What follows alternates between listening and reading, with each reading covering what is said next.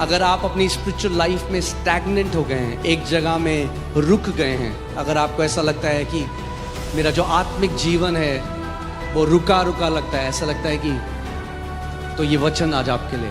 अगर आप एक फलवंत जीवन जीना चाहते हो, अगर आप एक ब्लेस्ड लाइफ जीना चाहते हो, इन 3 स्पिरिचुअल डिसिप्लिन को अपने जीवन में अप्लाई करें। सो आज जो मैं वचन आपके साथ बांटना चाहता हूं वो है 3 वो स्पिरिचुअल डिसिप्लिन जो हमारे स्पिरिचुअल रैंक में बढ़ोतरी लेके आते हैं, हमारे आत्मिक रैंक में बढ़ोतरी लेकर आते हैं।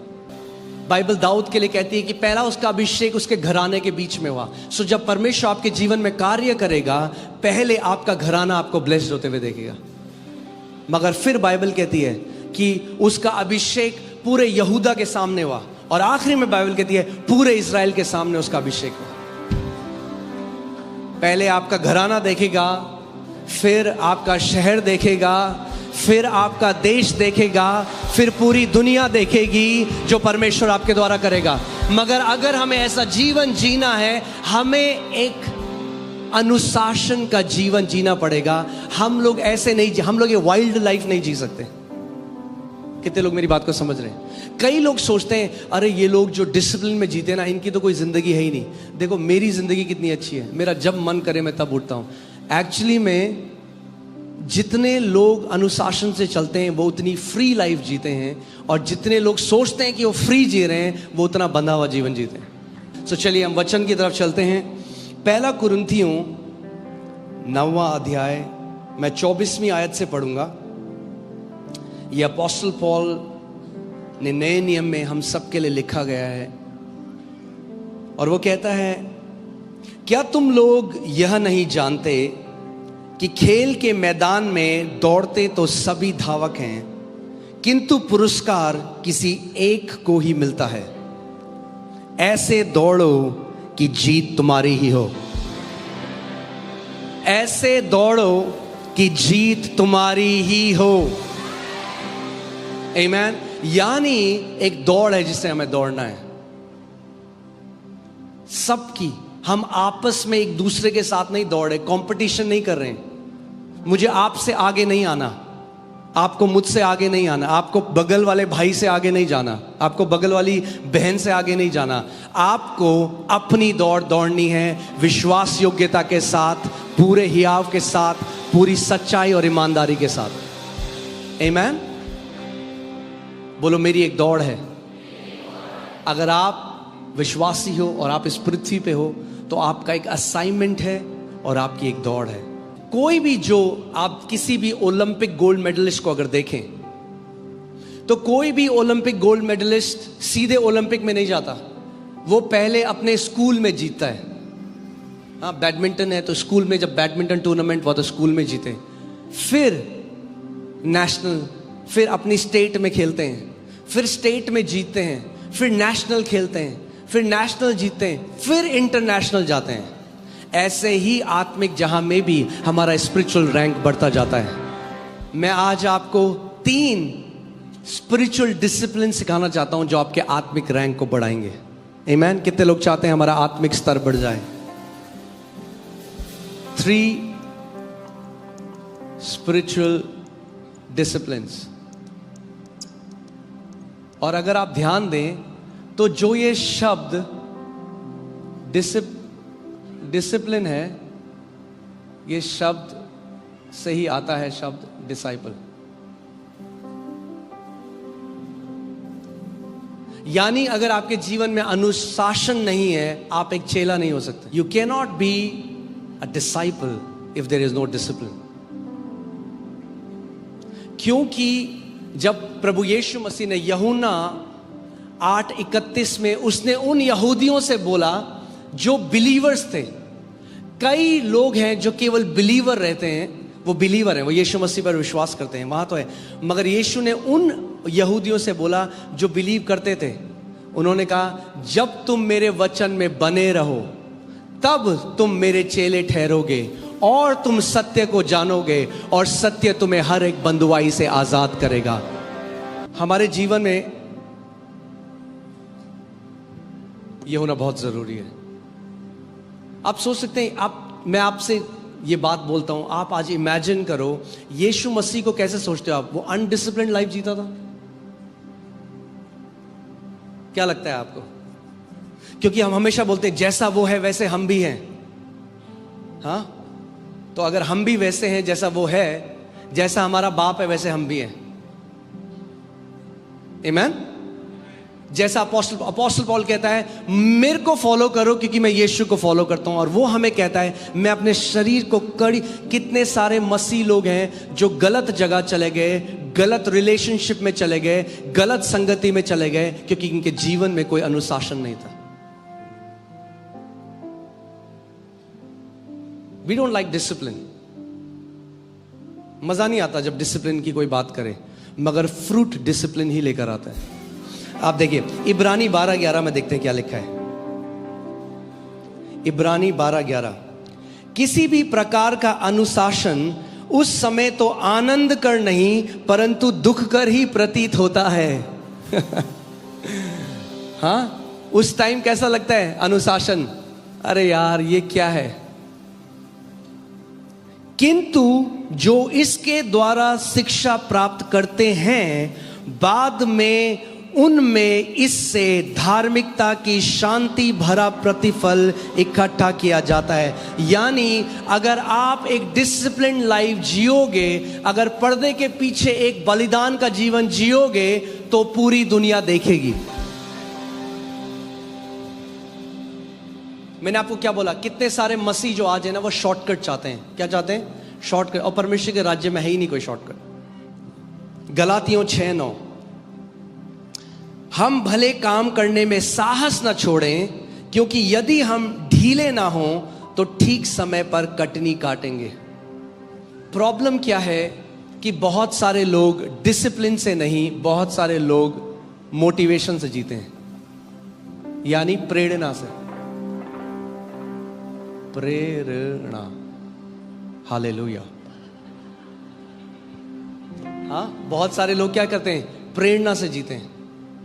सो कलीसिया गए, प्रार्थना के बारे में सिखाया गया, मोटिवेट हो गए प्रार्थना करने के लिए। प्रार्थना करेंगे 3 दिन, फिर देने के बारे में सिखाया गया, सबसे बड़ी ऑफरिंग उस दिन देंगे, फिर अगर मोटिवेशन, अगर आप केवल प्रेरणा के द्वारा जीवन जियोगे तो आपका जीवन ऐसा होगा, ऐसे। मगर अगर कंसिस्टेंट जीना है, लगातार जीना है, तो आपको डिसिप्लिन में जीना पड़ेगा। हमारे ऊपर एक्सेलेंस का आत्मा है। हाँ, क्यों ऐसा है कि अगर मसीह लोग हैं तो हम सोचते हैं हम स्लॉपी काम करेंगे और प्रार्थना करेंगे और प्रभु बोलेंगे प्रभु आशीष दे। मेरे बच्चे ने पूरे साल पढ़ा नहीं, परमेश्वर हाथ लगवा के आ जा, तेरे 90% आ जाए। हम प्रार्थना को जादू की तरह सोचते हैं, रेदर देन प्रार्थना में आपको अनुग्रह मांगना है कि परमेश्वर मुझे अनुग्रह दे ताकि मैं एक अनुशासन का जीवन जी सकूं। पौलुस कहता है, पौलुस प्रेरित जिसने अनुग्रह का सुसमाचार दिया, वो कहता है मैंने सारे प्रेरितों से बढ़कर मेहनत करी है। वो कहता है फिर भी ये मेहनत मैंने नहीं करी, उस अनुग्रह ने मुझसे कराई जो मेरे ऊपर हुआ है। वो अनुग्रह आपसे मेहनत कराएगा, वो अनुग्रह आपसे बलिदान का जीवन जीने पे विवश करेगा, वो अनुग्रह आपके को मदद करेगा कि आप एक अनुशासन का जीवन जी सको, जो आप नहीं कर सकते। अगर आप प्रार्थना में अनुग्रह मांगोगे, अनुग्रह आपके द्वारा करेगा। आमीन। दैट्स व्हाई हमारे लिए ग्रेस है, परमेश्वर ने दे रखा। जो आप नहीं कर सकते, वो मसीह जो आपके अंदर है वो आपसे करवा सकता है, मगर करना आपको ही पड़ेगा। मैं आपको एक सिंपल सी परिभाषा बता रहा हूं डिसिप्लिन की, कि आत्मनियंत्रण या डिसिप्लिन क्या है? अपने विचारों में, अपनी भावनाओं पे और अपने कार्यों में नियंत्रण रखना। यानी आप कॉन्शियस हो, आप कॉन्शियस हो कि आप कैसा जीवन जी रहे हो। आमीन। आप अपना जीवन को एक उद्देश्य और लक्ष्य के द्वारा जीते हो। अ डिसिप्लिन लाइफ, जब आप एक डिसिप्लिन लाइफ जीते हो तो आप कैसे जीते हो? एक गोल की तरफ आप बढ़ते हो, एक लक्ष्य की तरफ बढ़ते हो। कई लोग किसके लिए जीते हैं? अभी के मजे के लिए। किसके लिए जीते? अभी के मजे के लिए। और इसीलिए आप देखेंगे कुछ टाइम बाद वो स्लेव बन जाते हैं अपनी ही बॉडी के, स्लेव बन जाते हैं अपनी आदतों के। आप जानते हैं जो बाइबल में कहा गया है कि एक आत्मा का एक फल है सेल्फ कंट्रोल, वो वर्ड वहां पे है डिसिप्लिन। पवित्र आत्मा डिसिप्लिन देने वाला आत्मा है, हमें अनुशासन देने वाला आत्मा है। अगर हम उससे प्रार्थना करें तो वह आपको अनुशासन दे सकता है। कई लोग कहते हैं हमें जब मन करेगा हम तब प्रार्थना करेंगे। वो ठीक है, अच्छा है, मगर सोचो आप एक बिजनेसमैन हो और आपका एम्प्लॉय करे मेरा जब मन करेगा तब मैं ऑफिस आऊंगा। अलाउ करोगे ऐसे बिजनेस एम्प्लॉय को? नो। मत्ती 26:40-41 देखो क्या लिखा है। फिर उसने चेलों के पास आकर उन्हें सोते पाया और पतरस से कहा, क्या तुम मेरे साथ एक घड़ी भी ना जाग सके? इसका मतलब बाइबल हमें बताती है कि अगर आप चेले हो, the minimum Jesus expects from us is 1 hour. आपकी बाइबल में वो कह रहा है क्या तुम मेरे साथ 1 घंटा भी नहीं प्रार्थना कर सकते? यानी अगर आप चेले हो तो 1 घंटे। जब आप एक डिसिप्लिन रखोगे, आप अपने दिन उठोगे, आप कहोगे ओके 1 घंटा मुझे प्रार्थना में देना है। आप पवित्र आत्मा से अनुग्रह मांगोगे, आपको पता भी नहीं चलेगा कैसे वो आत्मा आपके द्वारा आहें भर भर के प्रार्थना करेगा। आप हमेशा याद रखना, आपका शरीर आपके डिजायर की तरफ मूव करता है। हाँ, जो लोग सिगरेट पीते हैं, वो दुकान बंद है पनवाड़ी की तो 30 किलोमीटर दूर चले जाएंगे, और वही लोग संडे को बोले अरे चर्च बहुत दूर है। जब आप डिजायर, जब आप पढ़ोगे इस बात को, आप बोलोगे प्रभु मैं चेला हूं, मैं एक डिसिप्लिन रखना चाहता हूं परमेश्वर, मैं एक लक्ष्य रखता हूं अपने आगे परमेश्वर, मैं मिनिमम 1 घंटे प्रार्थना करना चाहता हूं। 1 घंटे, क्योंकि आपने पतरस से कहा क्या तुम 1 घंटे भी नहीं जाग सके मेरे साथ? प्रभु मैं आपसे अनुग्रह मांग रहा हूं, आप मुझे अनुग्रह दोगे। ध्यान से सुनिए, मैं हमेशा ये कहता हूं we don't do things because of discipline, because of delight, right? मगर डिलाइट में नहीं जाओगे आप सीधे। जो सबसे बढ़िया स्विमर बना वो ये नहीं है पहले दिन कूदा ओलंपिक की तरह स्विमिंग करने लग गया, पहले उसे सीखना पड़ा, मेहनत लगी। जितना ज्यादा वो करता गया उसे और अच्छा लगता गया। ऐसे ही प्रार्थना भी है, जितना ज्यादा करते रहोगे उतने निपुण बनते रहोगे, उतनी आत्मा से भरते रहोगे, उतना आपको पता नहीं चलेगा। आप मिनिमम से शुरू करो, मिनिमम 1 घंटे, मैक्सिमम प्रभु के पास जाने दो। आप मिनिमम सुन, मिनिमम आपकी रिस्पॉन्सिबिलिटी है, मैक्सिमम परमेश्वर की रिस्पॉन्सिबिलिटी है। आप बोलो मिनिमम प्रभु मैं डिसाइड कर रहा हूं 1 घंटे, और मैं आपको बता दूं कोई भी यहां पे इतना बिजी नहीं है जो 1 घंटे परमेश्वर को नहीं दे सकता। सही बात है? दे सकते हो 1 घंटे आप। आपको केवल डिजायर रखनी है परमेश्वर के सामने, प्रभु मैं 1 घंटे प्रार्थना करना चाहता हूं, आप मुझे अनुग्रह दोगे इसके लिए हर रोज।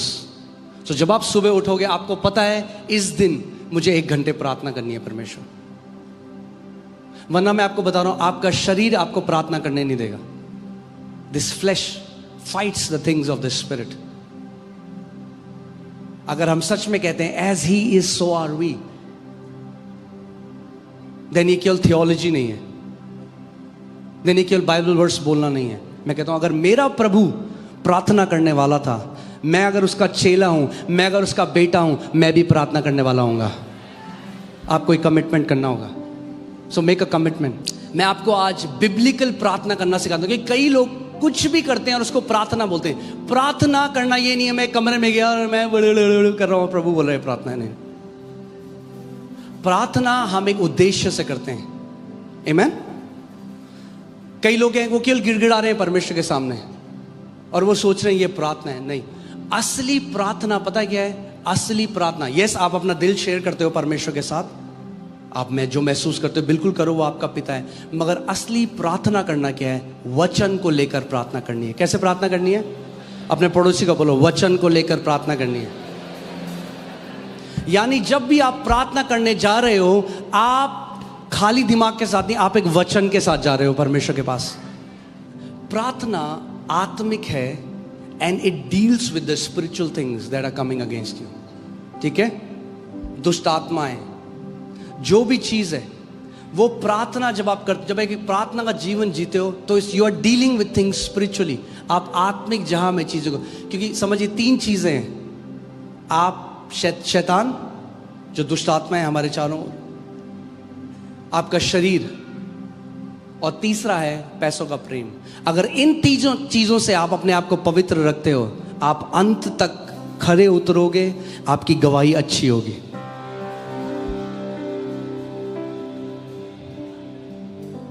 Amen? So prayer will take care of sinful addictions. प्रार्थना क्या करेगी? जो पाप के एडिक्शन से, एक परमेश्वर के दास ने बहुत अच्छी बात बोली। उन्होंने कहा इधर जब आप प्रार्थना करोगे तो प्रार्थना आपको पाप नहीं करने देगी, और अगर आप पाप में जियोगे तो पाप में जीना आपको प्रार्थना नहीं करने देगा। दूसरा है fasting,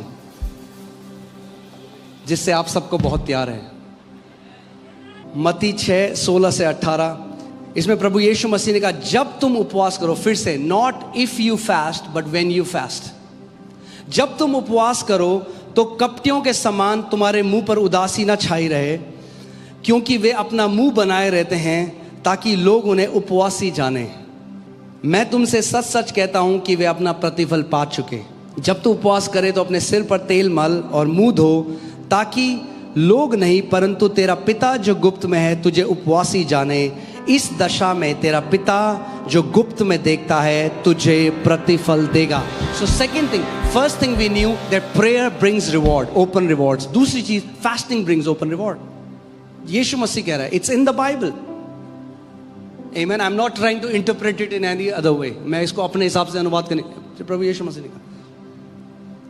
Amen. We don't fast, ये प्रभु मेरी शादी करा दे तो हम उसके लिए नहीं, हम उपवास करेंगे, पिता प्रतिफल देगा जो उसको देना है।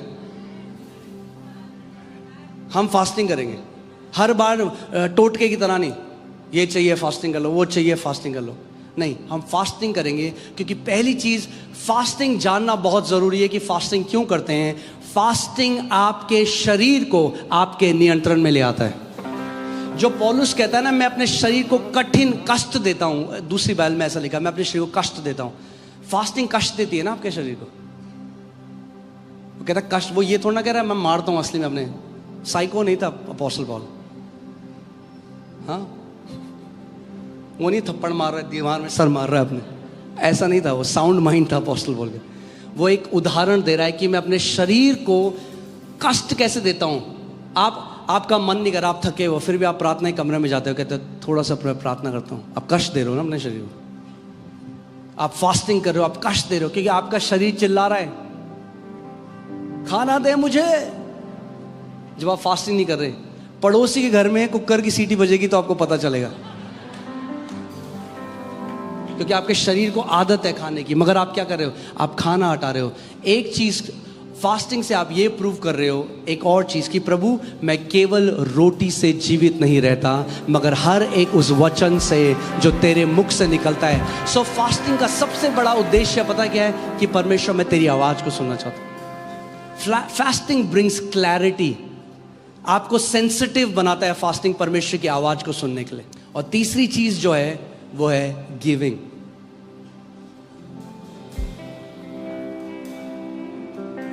और ये तीनों चीजें जो मैं आपको बता रहा हूं, ये हम एक रीति रिवाज की तरह नहीं, ये हम एक स्पिरिचुअल डिसिप्लिन की तरह करेंगे। आमेन। गिविंग, मत्ती 6:1-4 में पढ़ूंगा। सावधान रहो, तुम मनुष्यों को दिखाने के लिए अपने धर्म के काम ना करो, नहीं तो अपने स्वर्गीय पिता से कुछ भी फल ना पाओगे। इसीलिए जब तू दान करे, not if you give but when you give. फिर से वही सिद्धांत है, जब तू दान करे, यानी that should be our lifestyle, giving should be our lifestyle, amen. जब तू दान करे तो अपने आगे तुरही ना बजवा, जैसे कपटी सभाओं और गलियों में करते हैं, ताकि लोग उनकी बड़ाई करें। हाँ, इसीलिए आप देखोगे कई मसीह हैं, वो तभी देते हैं, वो गिविंग मोटिवेट होना चाहते हैं, पंखे में आपका नाम लिखा जाएगा, सन 57 में पानी की टंकी में काली प्लेट में लिखा होगा, भाई साहब जी ने कलीसिया में पानी की टंकी लगाई 57 में। तो लोग बोले वाह। नहीं, प्रभु का वचन कह रहा है जब तुम दो तो तुम्हारा देना इसलिए नहीं है कि तुम नगाड़ा बजाओ उसके आगे। जब तू दान करे तो अपने आगे तुरही ना बजवा, जैसे कपटी सभाओं और गलियों में करते हैं, ताकि लोग उनकी बड़ाई करें। मैं तुमसे सच सच कहता हूं कि वे अपना प्रतिफल पा चुके। परंतु जब तू दान करे तो जो तेरा दाहिना हाथ करता है उसे तेरा बाइना हाथ ना जानने पाए, ताकि तेरा दान गुप्त रहे, और तब तेरा पिता जो गुप्त में देखता है तुझे प्रतिफल देगा। इंग्लिश में लेते रिवॉर्ड यू ओपनली, यानी खुले में तुझे प्रतिफल देगा। आमीन। 3 चीजें प्रभु यीशु मसीह ने यहां पे हमें बताई, प्रेयर, फास्टिंग और गिविंग। अगर ये 3 चीजें आप एक डिसिप्लिन की तरह करते हैं, आप वन ऑफ द बेस्ट, आप एक्सीलेंट क्रिश्चियन होगे, आप एक एक्सीलेंट मसीह होगे, आपका जीवन फलों से भरा हुआ होगा।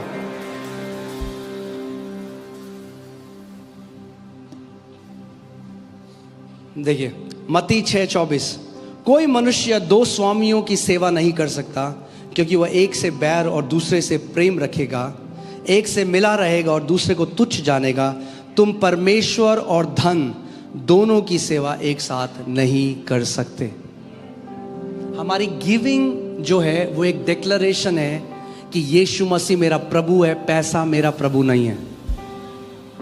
आज भी मैं पैसे से बात करता हूं, आप भी कर सकते हो। मैं पैसे को जब देखता हूं, मैं पकड़ता हूं, मैं कहता हूं तू कभी मेरे ऊपर प्रभुता नहीं कर पाएगा, तेरे ऊपर, मैं तेरे ऊपर प्रभुता करूंगा, तू कभी मेरे ऊपर प्रभुता नहीं करेगा। आमीन। सो जब हम लोग एक डिसिप्लिन की तरह देते हैं, कैसे देते हैं? एक अनुशासन की तरह देते हैं, डिसिप्लिन की तरह देते हैं, तो हम क्या करते हैं? हम लव ऑफ मनी से बच के रहते हैं। याद है मैंने आपको पिछली बार क्या बताया था? कई लोग देते तो हैं परमेश्वर के राज्य में, मगर वो समझे नहीं परमेश्वर के हृदय को, कि उसका हृदय क्या है, कि हम उदार बन जाएं। देना वो हमें इसलिए सिखाना चाहता है। प्रेतों के कार्य 10 उसका 3 से 4। उस दिन के तीसरे पहर के निकट दर्शन में स्पष्ट रूप से देखा कि परमेश्वर का एक स्वर्गदूत उसके पास भीतर आके कहता है, हे कुर्नेलियस। उसने उसे ध्यान से देखकर और डर के कहा, हे प्रभु क्या है? उसने उससे कहा, तेरी प्रार्थनाएं और तेरे दान।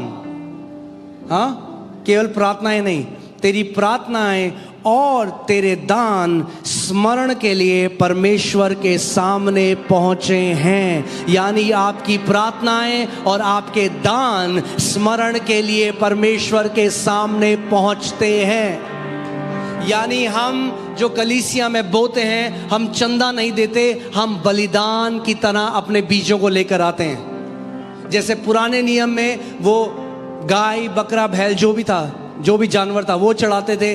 नए नियम में हम क्या करते हैं? जो हमारी संपत्ति है उसको हम क्या करते हैं? उस बीजों को हम लोग विश्वास के द्वारा बोते। We need all these 3 things, क्योंकि इन्हीं चीजों में शैतान ने पकड़ा है लोगों को, या तो पैसों के प्रेम में, या तो व्यभिचार में, आपके शरीर के उसमें।